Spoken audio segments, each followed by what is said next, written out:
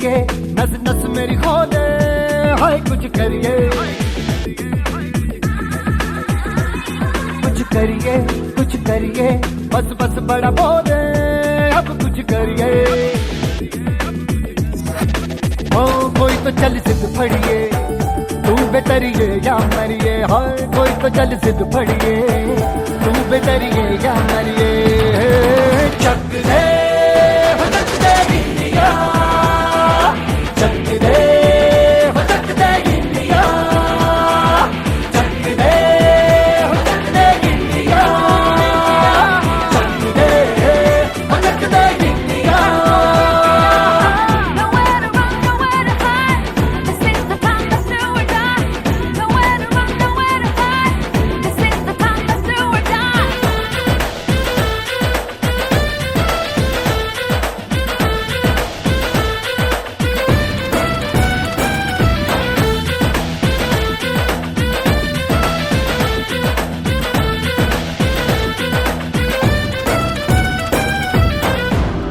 में गलियों में, राशन की फलियों में, बैलों में बीजों में, ईदों में बीजों में, रेतों के दानों में, फिल्मों के गानों में, सड़कों के गड्ढों में, बातों के अड्डों में, भूखा रोज भर ले, 10-12 बार कर ले, रहना न यार पीछे, कितना भी कोई खींचे, टस है ना मस है जी, जिद है तो जिद है जी, किसना यूं ही पिसना यूं ही पिसना यूं ही बस करिए।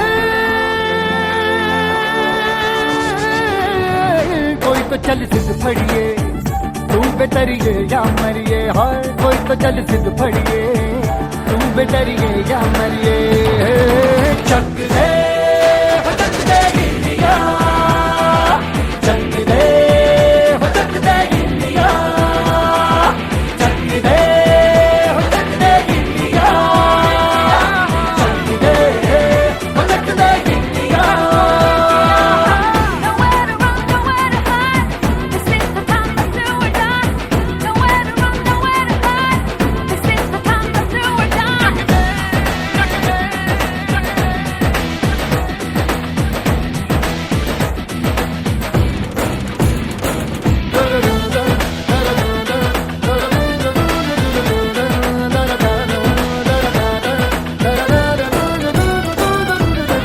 लड़ती पतंगों में, भिड़ती उमंगों में, खेलों के मेलों में, पल खाती रेलों में, गन्नों के मीठे में, खद्दर में छींटे में, ढूंढो तो मिल जाओगे, तफ्ता बोगीटों में, रंग है समाज बिखरे और खुल के आज बिखरे, मन जाए ऐसी होली, रग रग मचल के बोली, दस है ना मस है जी, जिद है तो जिद है जी, किसना यूं ही पिसना यूं ही पिसना यूं ही बस करिए। जय हिंद। यहाँ पर उपस्थित सभी एक सर्विसमैन और उनके परिवार, मैं सूबेदार Raghavendra HS 26 Maratha light infantry और सैनिक स्कूल चंपाड़ा जूनागढ़ की तरफ से मेरा commanding officer colonel Vikram Singh Allahabad और मेजर सौरभ चक्रवर्ती, इनकी तरफ से आप सभी को इस प्रांगण में हार्दिक स्वागत एवं अभिनंदन करता हूं। कि आज हम यहाँ पर इसलिए उपस्थित हैं क्योंकि आज हम सर्विसमैन जो सेवा में हैं, अपने पूर्वज यानी हमारा एक मार्गदर्शक और जो मोराल को अप करने वाले, जो भी अभी सर्विस से रिटायर्ड हो चुके हैं, जो वेटरन्स के नाम से हम उनको इज्जत करते हैं, उन सभी के एक डे को सेलिब्रेट करने का जनवरी 14, 2017 से एक परंपरा चालू हो चुका है। उस परंपरा के तहत हम उसको आगे बढ़ाने के लिहाज से हम सैनिक स्कूल चंपाड़ा की तरफ से हम 26 मराठा के नुमाइंदे आपके साथ मुलाकात करने के लिए यहाँ पर उपस्थित हैं। हम सभी जानते हैं कि यह वेटरन्स डे किस मकसद से चलाया जा रहा है।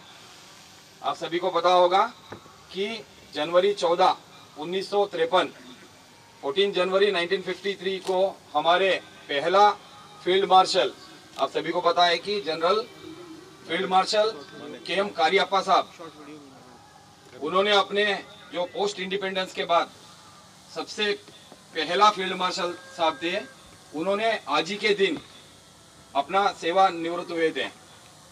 उन्होंने अपने सर्विस के दौरान भी और सर्विस के बाद भी एक्टिंग या सर्विंग आर्मी के साथ और बहुत सारे वेटरन्स के साथ मिलजुल कर उन्होंने बहुत साल तक काम किया।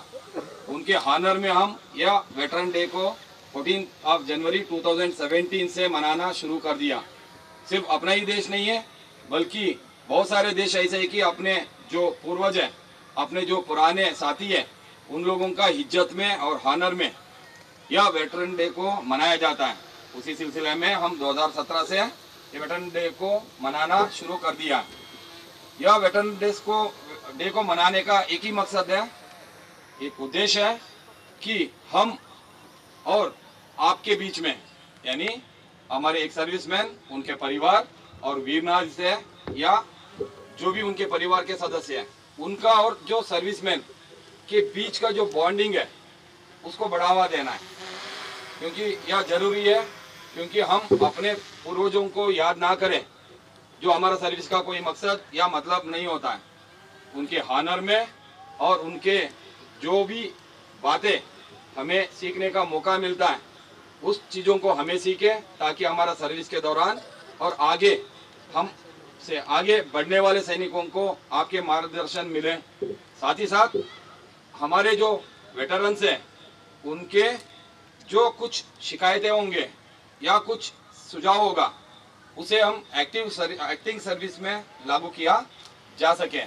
ये सभी मकसद से हम वेटरन डे को मनाया जाता है। मुझे मेरा पूरा यूनिट को गर्व है, और मैं और हमारे पूरा 26 मराठा आप सभी के सेवा में हर दम तैयार रहता है, तत्पर रहता है। और हम इसी उम्मीद से आए थे कि हमारा छोटा न्योता में बहुत कम समय मिला था आप सभी को इकट्ठा होने के लिए। फिर भी खुशी यह है कि आप सभी अपना इनविटेशन को एक्सेप्ट किए और हमारा परमार जी के कहने पे आप सभी यहाँ पर एक साथ और सही टाइम पे आ गए। तो मैं दिल से आप सभी को आभार व्यक्त करता हूँ। Thank you very much. हम इस वेटरन डे को सेलिब्रेशन को आगे बढ़ाते हुए कुछ कार्यक्रम को रखा गया।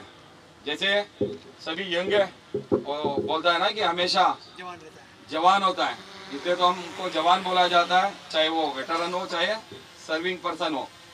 कि हम आपके लिए एक एंडोरेंस रन का आयोजन किया है, और बहुत लंबा नहीं है, आपने सर्विस में बहुत भाग चुके हैं, तो उसका एक छोटा सा हम एक हानर रन रखा गया, ताकि हम जोश आपके साथ देखेंगे। साथ ही साथ जैसे यहाँ से स्टार्ट पॉइंट होगा आपका दाहिने और थोड़ा पीछे, यहाँ से हम स्टार्ट करेंगे मेन गेट से बाहर होके, बाएं जो रास्ते से आप आए जूनागढ़ वाला रोड, वहाँ थोड़ा आगे जाके वहाँ टर्निंग पॉइंट है, वहाँ से होके दोबारा इसी रास्ते पे वापस आएंगे। यहाँ पर इसका फिनिशिंग है। उसके बाद हम सभी कुछ वेटरन साहब हैं जो कि सैनिक स्कूल के जो आगे उम्मीद है उन्हें कि भारतीय सेना में शामिल हो जाए, उनके लिए कुछ मोटिवेशनल स्पीच है। आप में से कोई सिलेक्टेड 2 या 3 साहब लोग उनके लिए स्पीच देंगे। उसके बाद हम और हमारा एक साथी साहब है, वो कुछ स्पीच देंगे। उसके बाद रन के बाद हमारा रिफ्रेशमेंट होगा। उसके बाद की एक कार्रवाई ऑडिटोरियम में, जो हमारे पीछे है और थोड़ा बाएं साइड में एक ऑडिटोरियम है उनका, वहाँ पर इकट्ठा हो जाएंगे, जो आगे बनने वाले सैनिकों के लिए कुछ मोटिवेशनल बातें बताएंगे। उसके बाद हम अपना बाकी इवेंट को देख लेंगे। Thank you very much. आप सभी आए हैं, तो थैंक यू।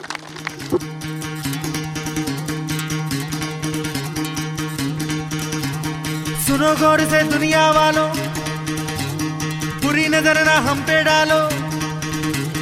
सुनो गौर से दुनिया वालों, बुरी नजर ना हम पे डालो। चाहे जितना जोर लगा लो, सबसे आगे होंगे हिंदुस्तानी।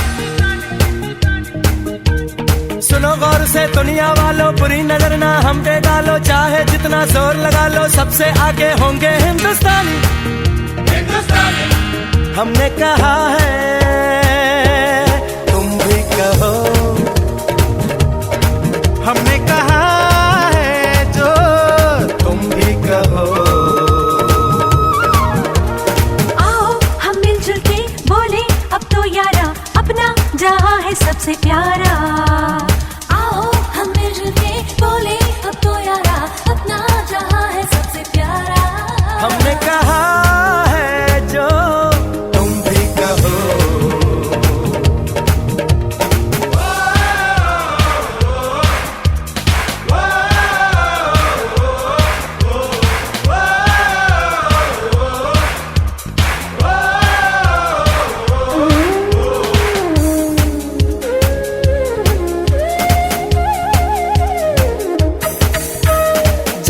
शरारे हैं, पानी के धारे हैं, हम काटे कटते नहीं।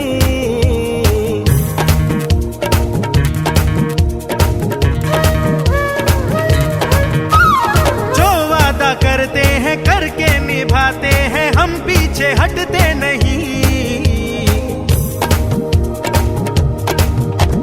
वक्त है, उम्र है, जोश है और जान है, ना झुके ना मिटे देश तो अपनी शान है। वक्त है, उम्र है, जोश है और जान है, ना झुके ना मिटे देश तो अपनी शान है। हमने कहा है जो तुम भी कहो। सुनो गौर से दुनिया वालों, बुरी नजर ना हम पे डालो, चाहे जितना जोर लगा लो, सबसे आगे होंगे हिंदुस्तानी।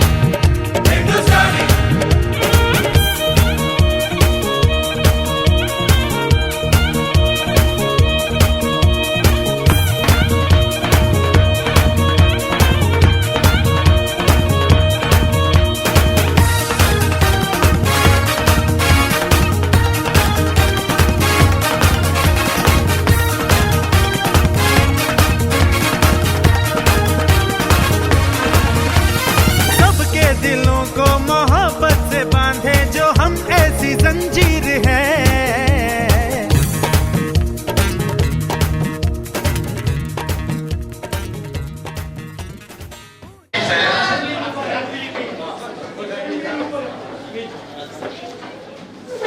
ओके, मैं समझता हूँ सभी को अपना सीट मिल चुके होंगे कि अभी हम टाइम को ज्यादा वेस्ट ना करते हुए हम अगला प्रोग्राम की ओर बढ़ेंगे। कि सारे वेटरन्स बैठे हुए, अपने स्टूडेंट्स बैठा हुआ है। अभी इसके बाद हम में से जो वेटरन्स आप लोग, उनको एक मोटिवेशनल स्पीच देंगे। उसके आफ्टर में मैं और मेरे साथी साहब एक इनको मोटिवेशनल स्पीच देंगे। ये सारे 5-5 मिनट्स का होगा। कि उसके बाद आगे भी प्रोग्राम है, आपके समय को देखते हुए वेस्ट ना होना चाहिए। इसके कारण कार्यक्रम का शुरुआत करने के लिए आप सभी बैठ जाएं please.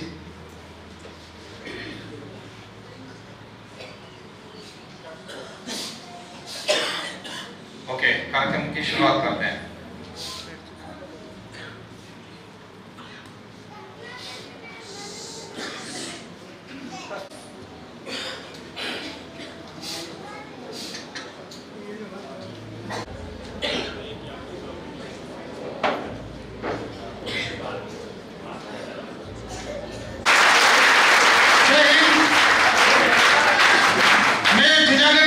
Serviceman union president Ramesh भाई परमार, मैं तहे दिल से प्रेमानंद स्कूल चापड़ा को दिल से सैल्यूट करता हूं कि आज 2 साल से हमारे एक सर्विसमैन के वेटरन दिन के लिए हमको याद करते हैं।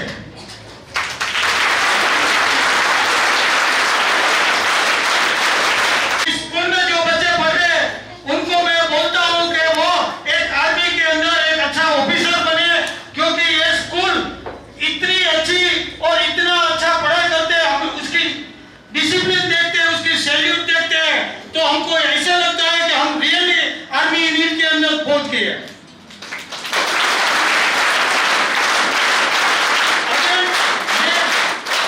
जूनागढ़ के वीरनारी और एक सर्विसमैन जो शॉर्ट टाइम के अंदर इतने 200 आदमी इकट्ठे हुए, उसको भी मैं संगठन प्रति दिल से आभार व्यक्त करता हूं। और संगठन को कहीं भी जरूरत पड़े वहां तुम हाजिर रहो, एक मेरी संगठन प्रति आपसे कामना है।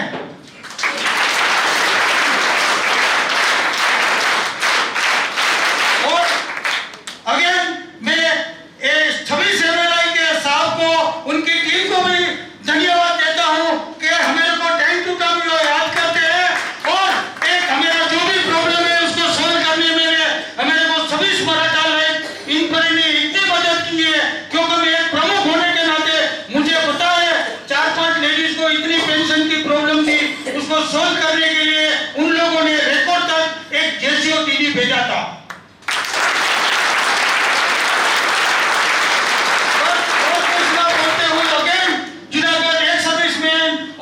मराठा और स्कूल के ट्रस्टी को धन्यवाद कहता हूं कि हमारे सैनिकों को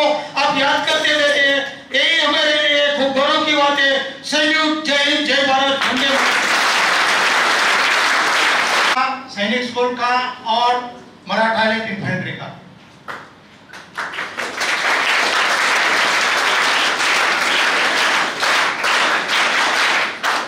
फ्रेंड्स, ये जो सैनिक स्कूल में जो पढ़ रहे हैं अपने जो भी नए जवान है, नए बंदे हैं, ये सारे आगे अपना आर्मी का फ्यूचर है।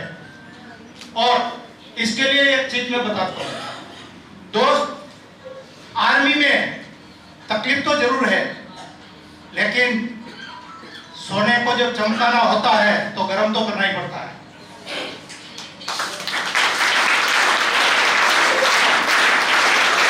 अभी कल हम लोग आपके डायरेक्टर साहब से मिले थे, बहुत सी बातें हुई हमारी, काफी अच्छी तरह से बातचीत हुई। और जो यहाँ का ट्रेनिंग है, आपका जो यहाँ स्कूल का जो पढ़ाई है, वो शायद दूसरे सैनिक स्कूल में नहीं हो पा रहा है, ये हमने देखा है। दूसरी चीज, आप लोग आर्मी में जाएंगे, कोई ऑफिसर बनेगा, कोई जवान रहेगा, वहां पे सबसे बड़ी बात यह है कि जो भी आप करेंगे हर एक चीज की आपको रिस्पेक्ट मिलती है।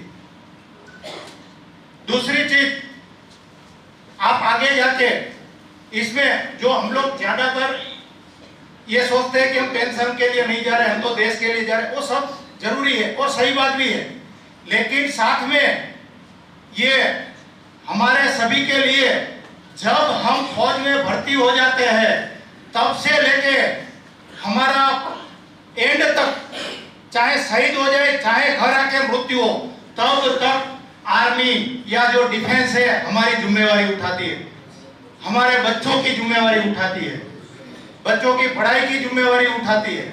हमारी अगर बच्ची की शादी भी होती है तो उसके लिए भी फंड देती है।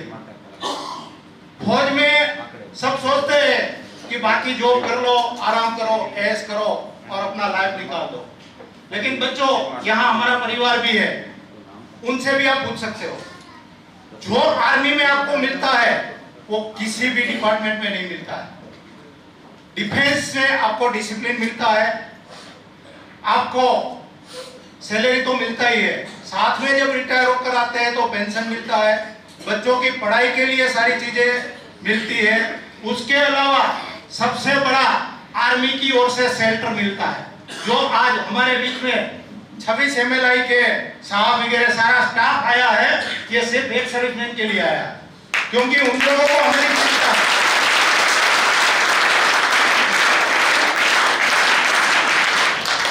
ऐसी चीज का कोई डिपार्टमेंट किसी की नहीं करता है, जैसे रमेश भाई ने बताया। और दूसरी बात, जो आर्मी परिवार है उसमें एक दूसरे के लिए, जो एक दूसरे को जो भी लागनी है, जो भी एक दूसरे के लिए हम लोग कर सकते हैं, वो शायद किसी डिपार्टमेंट में नहीं है। यहाँ हम लोग अपना संगठन लेके बैठे हैं, इसमें हमारे साथ वीर नारिया भी है, सभी है, उनको भी पता है। ये एक एक चीज के लिए हम लोग ध्यान रखते हैं इन लोगों का, लेकिन वो हम ध्यान क्यों रख पा रहे हैं? क्योंकि हमारे पीछे 26 MLI है, हमारा आर्मी है, हमारा आर्मी हेडक्वार्टर है, वो सारा सब कुछ हमें गाइड करता है, हमें हेल्प करता है। इसीलिए अभी हमारे पास ज्यादा टाइम नहीं है, इसलिए मैं ज्यादा बात नहीं कर पाऊंगा, लेकिन आर्मी में जाना और आगे बढ़ना, डिफेंस में किसी भी डिपार्टमेंट, आर्मी, एयरफोर्स, नेवी, ये एक गर्व की बात है। गर्व के साथ सारी फैसिलिटीज भी मिलती है। ज्यादा अभी नहीं बोलूंगा। Thank you. अस्तु। जय हिंद। की तरफ से खास करके मेरे सामने वाला लाइन में जितने भी बैठे हैं, ये सारे सर्विंग पर्सन थे, अभी वेटरन बन गए हैं, लेकिन इनके पीछे वाला जो 3-4 रो में जो बैठे हैं, जो हमारा भारत का भविष्य है, जो आगे बढ़ के आपकी जगह लेने वाले हैं या हमारा जगह लेने वाले, उनके लिए एक छोटा सा मोटिवेशनल स्पीच को ऑर्गेनाइज किया हमारा यूनिट की तरफ से, जो कि उसका शुरुआत हमारा 2 साहब लोगों ने किया है। बहुत अच्छा मोटिवेशन दिया उन्होंने। उसको आगे बढ़ाते हुए मैं इंडियन आर्मी में क्यों ज्वाइन होना जरूरी है, क्या मकसद है, हर कोई देश सेवा चाहता है करना, लेकिन आर्मी में एनरोल होके क्यों करना चाहिए, उसके बारे में चंद बातों के द्वारा मैं प्रकाश डालना चाहता हूं। तो ये बातचीत का उद्देश्य है कि आप सभी को मीन्स जो सैनिक स्कूल के जो स्टूडेंट्स हैं उनके लिए why we are joining to the Indian army. क्यों? वैसे तो देखा गया इस कॉर्पोरेट वर्ल्ड में बहुत सारे नौकरियां हैं। आपके स्कूल के अंदर भी बहुत सारे एक्स सर्विसमैन आप लोग आपके गाइडलाइन दे रहे हैं, टीचिंग दे रहे हैं। उसके अलावा कुछ आपके असिस्टेंट्स हैं, स्टाफ्स हैं, उसके अलावा बहुत सारे ऐसे अपॉइंटमेंट्स हैं जो कि वो करते आ रहा है। लेकिन कोई भी काम करने से पहले हमें जरूरी होता है कि उस जॉब में सेटिस्फाई हो जाए। सभी मानता है कि जो काम हम कर रहा है उसमें हमेशा हमें सेल्फ सेटिस्फाई होना जरूरी है। मुझे कहूँ तो मैं कहूँगा कि यदि हम देश के लिए काम कर रहा है या कोई भी जॉब कर रहा है, तो यदि कोई एक ऐसे नौकरी होगा जो कि हमें जॉब की सेटिस्फैक्शन दे, वो जायज है कि इंडियन आर्मी। जब हम इंडियन आर्मी में सर्व करते हैं, एनरोल हो जाते हैं, तो हमें एक फील सा होता है कि हम अपने जॉब के लिए सही प्रकार से न्याय दे रहे हैं और उस जॉब का सही सेटिस्फाई हम हो रहा है। तो इस चंद एक स्लाइड के द्वारा मैं आपको कुछ चीजें बताना चाहूँगा। तो ये पूरा बात 4 भागों में बांटा है हमने, तो उसमें 2 पार्ट मैं कवर करूँगा, बाकी 2 पार्ट्स जल्दी जल्दी मेरा साथी सुबेदार मोहम्मद विराट वो कंटिन्यू करेंगे। सबसे पहले रोल और organisation of the Indian army, कि हम सभी को पता है कि कोई भी देश की सेना उसके रोल क्या है। उसके बाद यदि वो आर्मी काम करना है तो उसकी कुछ ऑर्गेनाइजेशन होना चाहिए। बहुत बड़ा ऑर्गेनाइजेशन है, उसके अंदर कुछ सब पार्ट्स भी होना जरूरी है। वो क्या है हम बात करेंगे। उसके अलावा हम सभी सोचता है कि आर्मी में लाइफ कैसे होगा। हम तो सामने वाला लाइन के सारे एक्सपीरियंस कर चुके हैं। उनके जो आने वाला पीढ़ी है वो सोच रहे होंगे कि यार आर्मी तो मैं एनरोल हो जाऊंगा, लेकिन आर्मी में लाइफ कैसे होता है। बहुत सारे अलग अलग बातें सुनने में आता है कि आर्मी का लाइफ बहुत क्रिटिकल होता है, बहुत हरासमेंट का होता है, कोई बोलता है एंजॉयमेंट का होता है, कोई बोलता है रेस्पेक्टफुल जॉब है। आगे देखेंगे कि हम ये आर्मी का लाइफ कैसे होता है। उसके आगे जो एमिलमेंट्स है या एंट्री स्कीम्स क्या है वो खास आपके लिए जरूरी है। तो एक एक करके बात करेंगे हम।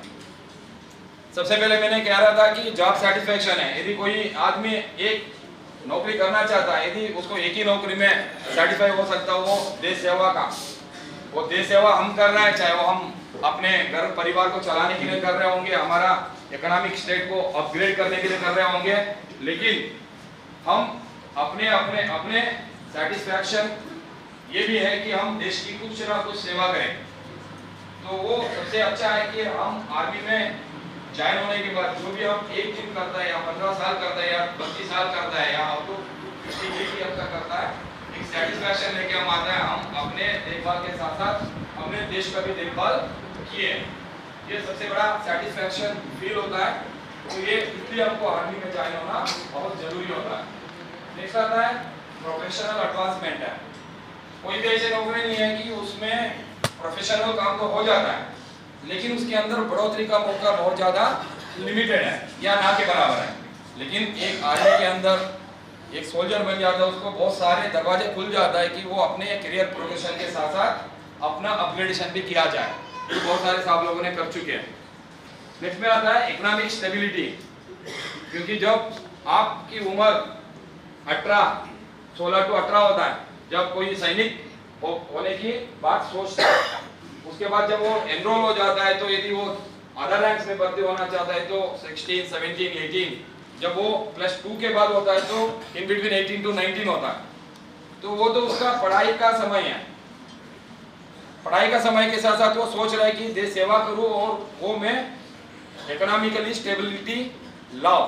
बहुत सारी जरूरत होता है, उस जरूरतों को आर्मी लाइफ आपको पूरा करता है, क्योंकि आपका बहुत सॉलिड टाइम पीरियड है। यदि आप अदर रैंक्स में भर्ती होते हो तो 32 ईयर्स आपको कमाने का मौका मिलता है। ये आम नौकरी में आपको जब भी आप एनरोल होते हो तो 25 to 30 के बीच में आपको नौकरियां मिल जाती है, वो भी बहुत स्ट्रगलिंग के बाद। यहाँ आपको फिजिकल फिटनेस चाहिए, मेडिकली फिट होना चाहिए, थोड़ा बहुत आपको जानकारी होना चाहिए। लेकिन बाकी चीज़ों में आप देखने जाएंगे तो बहुत सारे क्वालिफिकेशन की जरूरत है, बहुत सारे कैपेबिलिटी की जरूरत है। तो एक बार आप एनरोल होके आप जब रिटायर्ड होने जाते हो तो आपके लिए, आपका परिवार के लिए एक बेस बन जाता है कि आप उस बेस के ऊपर आप बहुत अच्छा मकान को बनाया जा सकते हो। नेक्स्ट आता है आपका सोशल स्टेटस। आप सभी एक सर्विसमैन हैं, आगे बढ़ने वाले हैं कि कुछ सैनिक बनेंगे। जब भी आपका पहचान एक जवान, एक सोल्जर के नाम पे होता है, जो वो सोल्जर की टाइटल या जवान की टाइटल बहुत ऊंचा होता है हमेशा। ये स्टेटस आम आदमी को नहीं मिल सकता है, ना मिलेगा उन्हें। क्वालिटी ऑफ लाइफ, आप देखें कि साहब कह रहे थे कि एक आदमी को अपना लाइफ में सक्सेस होने के लिए सबसे बड़ा जरूरी होता है कि डिसिप्लिन। डिसिप्लिन कोई नहीं सिखाया जाता है, लेकिन आर्मी के अंदर आपको डिसिप्लिन से रहना होता है, डिसिप्लिन से बातचीत करना होता है, डिसिप्लिन से आपको सोना भी होता है। तो ये सारी चीजें इंग्रेडिएंट्स है कि एक फौजी आदमी का जब वो इस प्रकार की लाइफ को जीता है, उसको दोबारा अपना लाइफ में डिसिप्लिन को लाने की कोई जरूरत नहीं होता है। तो जब वो अपने आप डिसिप्लिन है तो उसका लाइफ भी बहुत अच्छा लीड कर सकता है और आगे वो बहुत तरक्की कर सकता है।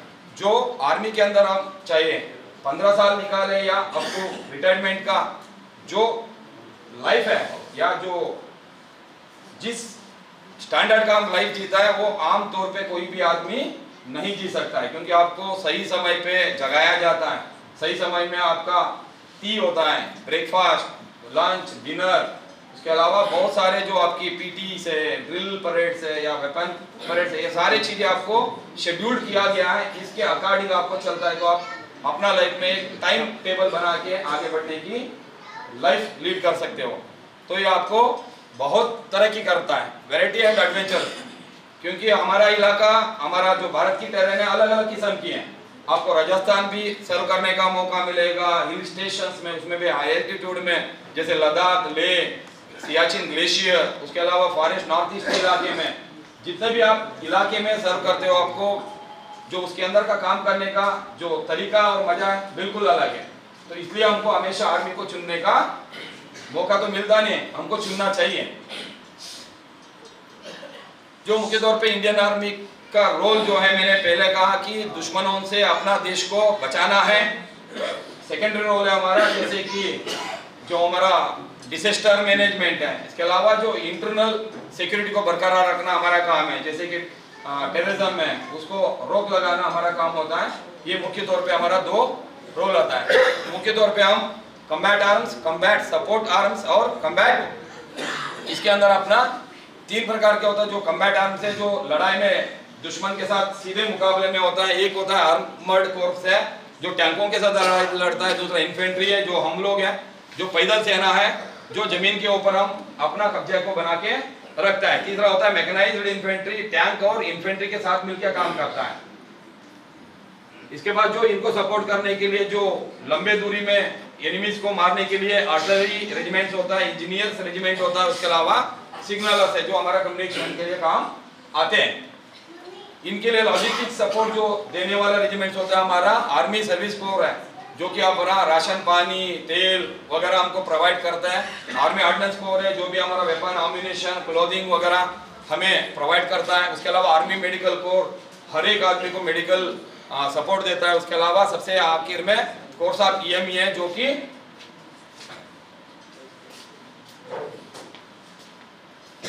जैसे हम बात कर रहा था एडवेंचरस है, इसमें एक्टिव ऑपरेशन कर सकते हैं हम, जो काउंटर टेररिज्म ऑपरेशन करा सकता है। स्पेशल ऑपरेशन, जैसे आपने उड़ी बहुत सारे फिल्म्स देखे हैं, तो उसमें तो हमें थ्रिल होता है, तो ये आपको लाइव देखने को मिलता है। डिसेस्टर रिलीफ, बहुत सारे अभी गुजरात के इलाके में, हम राजस्थान के इलाके में फ्लड के दौरान हमने इन लोगों को मदद की है।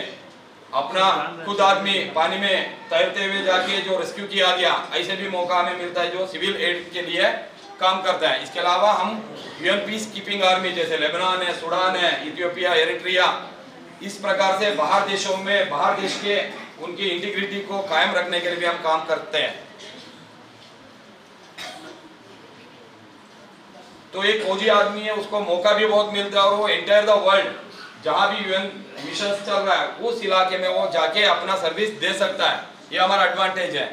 जहां पर कोई भी आदमी नहीं जा सकता है, कोई सियाचिन ग्लेशियर के कोई चोटी में नहीं जा सकता है, कोई अंडमान के कोई एक किनारे पे नहीं जा सकता है, लेकिन फौजी आदमी वो है इंडियन आर्मी का, वो जहां पर कोई पहुंच नहीं सकता वहां हमारा सोच भी पहुंचता है, हम खुद वहां पर फिजिकल प्रेजेंस रहता है।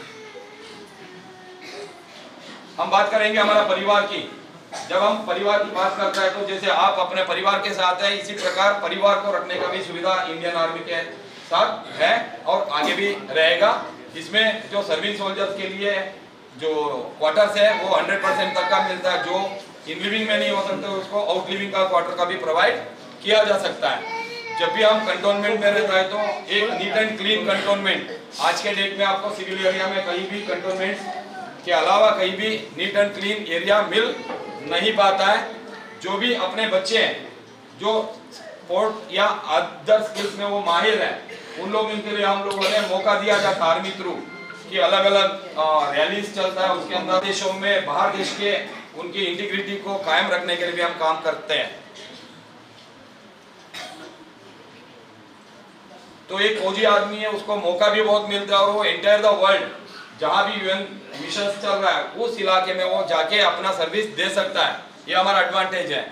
जहां पर कोई भी आदमी नहीं जा सकता है, कोई सियाचिन ग्लेशियर के कोई चोटी में नहीं जा सकता है, कोई अंडमान के कोई एक किनारे पे नहीं जा सकता है, लेकिन फौजी आदमी वो है इंडियन आर्मी का, वो जहां पर कोई पहुंच नहीं सकता वहां हमारा सोच भी पहुंचता है, हम खुद वहां पर फिजिकल प्रेजेंस रहता है।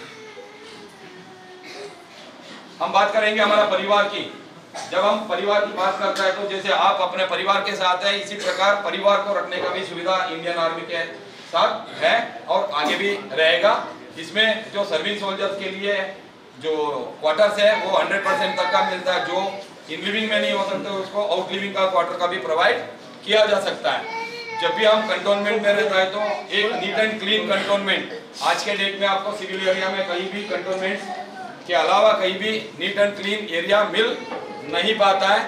जो भी अपने बच्चे हैं जो स्पोर्ट या अदर स्किल्स में वो माहिर है, उन लोगों के लिए हम लोगों ने मौका दिया जाता आर्मी थ्रू कि अलग अलग रैलीज चलता है, उसके अंदर भी सुविधा दी गई है।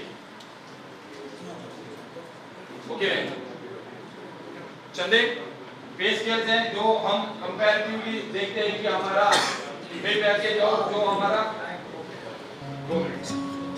कि जो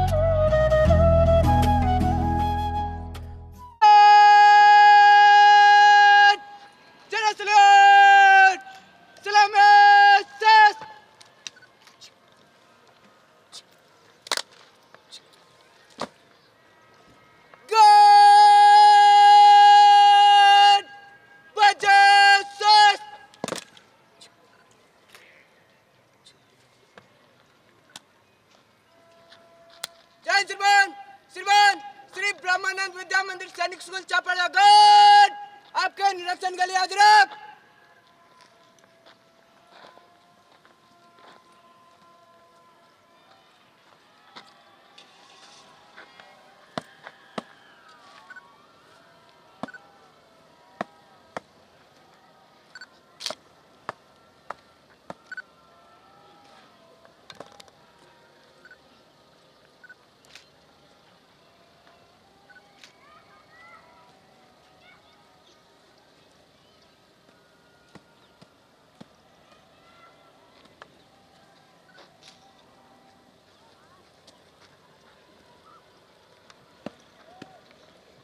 जय श्रीमान।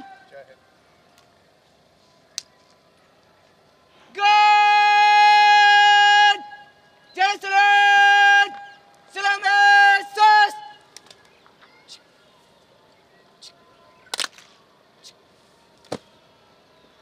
गॉड बजस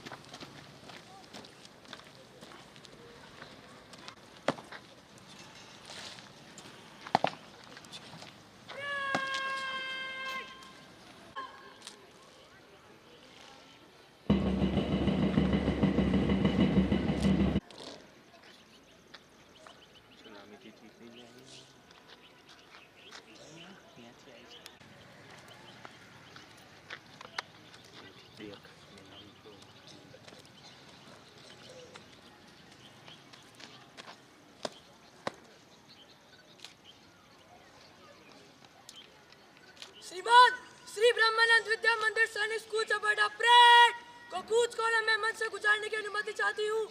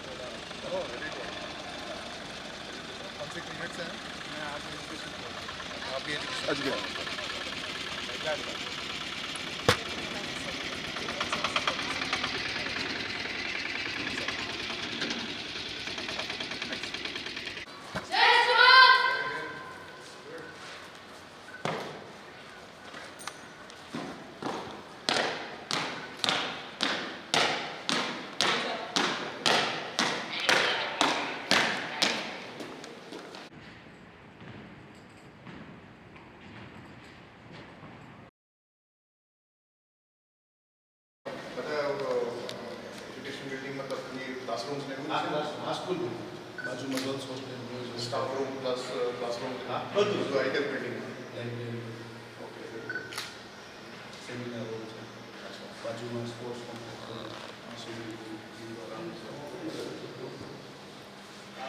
ગ્રીન બિલ્ડિંગ પર પ્રમાણ જુગી લાઈક રાજકોટ છે સંસ્થાના ટાઈપ છે લાસ્ટ ફોટો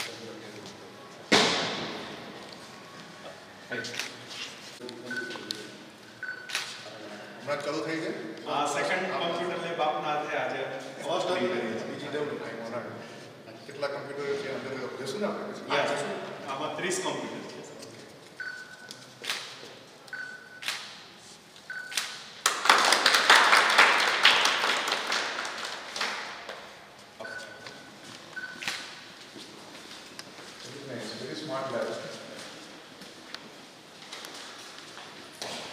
બધા લિનોવાના લેટેસ્ટ જનરેશનના સિસ્ટમ્સ છે એક લેબ ઓલરેડી પહેલેથી હતી આ સેકન્ડ આજે આપણા આસ્થાનો થિંકલાઇન કોણ સર નો સર આ સેપરેટ ડેડિકેટેડ પીસી છે sir each is dedicated separate PC by આ થિંકલાઇનમાં સર ઇશ્યુ એવો થાય છે કે એનું સર્વરનો જ્યારે પ્રોબ્લેમ થાય ત્યારે બહુ કોસ્ટલી પડે છે એટલે બે ત્રણ અમે થિંકલાઇન લેબ અલગ અલગ ડિપાર્ટમેન્ટમાં કરી પણ એમાં અમને સંતોષકારક પરફોર્મ નથી થયું સર સો અમે હવે ડેડિકેટેડ સિસ્ટમ જ લઈ છીએ from point of view of security में ये बहुत सारा पड़ेगा યસ खास करके बाળકો સાથે જી sir to handle things like this is quite controlling yeah security point of view is quite good इतना लोगों को स्वयं उत्सुकता હોય ને તો તમે ત્યાં કે આ એમાં બી ફોલ્ટ ફાઇન્ડિંગ વધારે થાય યા ના પણ આમાં છે ને અમે નેટ કનેક્ટ નથી રાખતા સર તો પણ એમ કે ખાસું હશે કરીને છેડછાડ કરે છે તો બંધ થઈ જાય સર પછી એના પાછળ એક જણાની પાછળ લાગવું તો એક જ સર્વર હોય એને સંભાળવાનું રહે આપણે તો પછી એ લોકોને પાસે કંઈ હોય જ નહીં તો શું કરે સર એ point of view sir but good very good it's very smart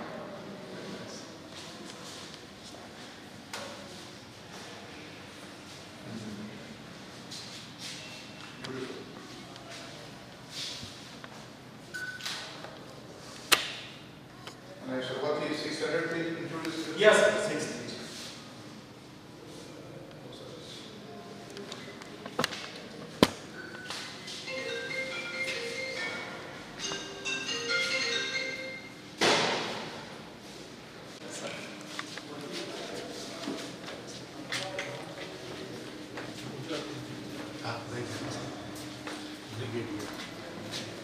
sir retire થયા છે સર અને લાસ્ટમાં જે એસએસબી ભોપાલ છે માધુ માસા